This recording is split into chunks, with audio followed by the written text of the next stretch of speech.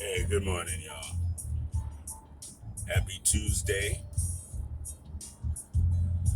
Okay, let's just go right on into it. We caught a L last night, and we didn't necessarily look good doing it. But, okay, I'm not going to say a but. What I will say is this: games like last night are frustrating as all get out because we absolutely know that these Knicks can put up a much better effort than that.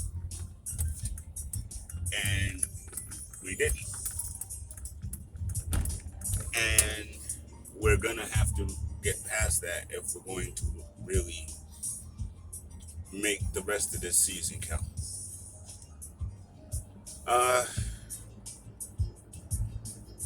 if Julius is still bothered, he should have sat last night.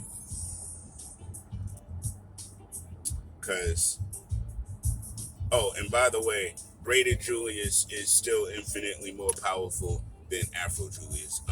I'm just saying. When I see Braided Julius, I feel like it's an instant dub. Somebody need to do that. Somebody need to go and watch all the games so far this year and tally up the wins as, or not even just the wins, but his stats as Braided Julius versus his stats as Afro Julius. Because I think that would be really, really, really, really interesting to find out if there's really a correlation between when he gets his hair done and when he's letting it go all natural. Stuff is wild interesting. There is an interesting nemesis mentor relationship forming, I feel like, with RJ Barrett and Jimmy Butler, and Jimmy got the best of it last night. He went from I'm a teacher to I'm a learner. And listen, honestly, RJ and Julius, RJ and JR can't have bad games together. If they do, we lose. Hands down. I jumped on Twitter real quick this morning before I jumped in the ride. You know, it's the usual things. Some people are mad about Drummond. Everybody else still crying about Elf. Tearing the team apart, individual by individual, isn't going to change anything. But I already talked about that yesterday, so we moving on. Interesting, I actually saw a knock on coaching about Tibbs this morning as well. In a loss, man, there's so many things that contribute to losing that it's really hard to just pinpoint one or two things. So when it's like that, then yeah, I agree. There's some coaching that could have been coached up a little bit. But what's weird about it is, number one, the Miami Heat really do seem to pose a serious issue for us this season. We've lost 3 games to them. You know what I mean? Yes. Oh, but let's just keep this also a super $100, man. The Miami Heat were a finals team last year. And they're a better team this year. I mean, their 2 little Thundercats, Hero and Duncan, aren't Thundercats anymore, so to speak. They've been in the playoffs. They're playoff tested. They're playoff proven. You know what I mean? And we both know that those boys can shoot. Bam is an all-star, and he's playing like real big this year. Jimmy is Jimmy. Jimmy is Kawhi and LeBron and all that for his team. Yeah, he is. And they already had Iggy, but adding Trevor adds another very savvy veteran. And come playoff time, I'm gonna be honest with y'all. I don't think any other top teams in the East want to see the Heat because the Heat are going to spoil someone's day. They're going to ruin someone's bracket. They just are. So when we lose to the Heat, to me, we're losing to Philly, Nets,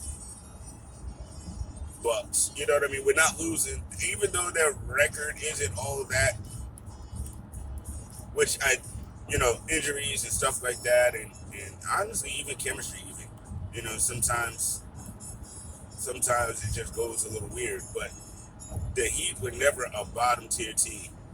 They just need, and I think this is where they're going to start putting it all together too, because they need to ensure that they ensure themselves a spot.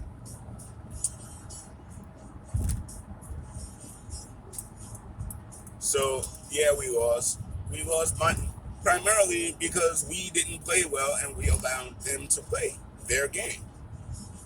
We didn't at first, but throughout the game, we got more and more lax and more disjointed, and they galvanized.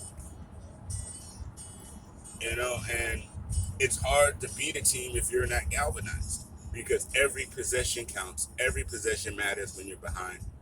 And, we would have spurts where we do some good things and then they'd come right back and have spurts of their own. That was tough. That's really, really tough. But again, we didn't play a whack team. We didn't play one of the teams you're supposed to beat. Don't be foolish. The Heat are actually really, really good team. You know what I mean? So, ain't no moral victories here, though. We need to win those games. And it didn't seem to me like we were overpowered at first. Now, yes, we are dealing with injuries. Randall is not 100%. We could tell that yesterday. Mitch is probably out for the season. And not because the injury is that bad. It's just that the season is short now. So, around this time of year, when you hear out for the season, it's not necessarily, oh my God, it's like, oh, he's out for the next 2 to 3 months. Okay. But again, I do feel that a big will have to be addressed because, again, even though Nerlens Noel is really showing his beastiness, he really is, he also got a shoulder injury. And we're going to have to address that at some point. You know what I mean? He's going to have to rest. Now, listen, I don't care if it's Kenny Wooten somebody. It don't have to be Boogie Cousins. They don't have to be Al Horford. It don't have to be a name. It just has to be a tall, strong body who can grab rebounds and make things a little bit difficult for people in the paint. That's all we need. And listen, guys, the point guard situation is what it is until the offseason. It just is. And yes, it's messed up when we don't have any assists in the first quarter. Yes, the point guard should have at least 1 or 2 assists. But we just didn't play well as a whole. That wasn't on Elf alone. That was on everybody. We're shooting the ball without setting up. We're not squaring up to the basket. We just didn't play well yesterday. And when the team doesn't play well, all the little egregious holes and things show up. And that's true. That's what it is. But, blame everybody. That's how I look at it, man. When we lose, blame everybody. Just like, when we win, it's a team effort. When we lose, it's the same team effort. Blame the coach, blame the star, blame everybody. And honestly, once we started seeing them start to cook, I really don't understand why they didn't bring Frank in at least for 5-10 minutes to put him on Butler, make him a little bit uncomfortable. You know what I mean? Do something a little bit different there, instead of what we did. I know Bullock's back, but he was off. Burks was wild off last night. 4 field goals after scoring several games with 20. I mean, everybody gets a bad game and a bad day. That's just what it is, also. But it's just tough lose. I don't like losing to the Heat at all, to be honest with you. Ever since Pat Riley and the fax machine, you know, me and El Heat, you know, we are not amigos. I'm just from Alonzo Mourning and them and Jeff Van Gundy on the floor grabbing ankles. Yo, me and the Heat ain't been friends. So anytime we lose to them is annoying to me. You know what I mean? And yes, we could talk about the referees all day long, but in truth, we could talk about the referees all season. So it don't really make sense to waste my time talking about them today. You know? And, listen, they jack things up for the other teams too. It's not like they just mess it up for us. So it is what it is. But we got another game tomorrow, and we got another game on Friday. And all of these are just great opportunities to learn from the mistakes, do a little bit better, and on to the next one. So, Knicks fans out there, rock on, stay strong. I know this one was a little bit tough to deal with, but these things happen. But remember, this is still a team that's over 500 and has totally the propensity to continue to kick butt. So I'm not worried about us. Not worried about us. Go Knicks. Go Knicks fans. And I'll holler at y'all.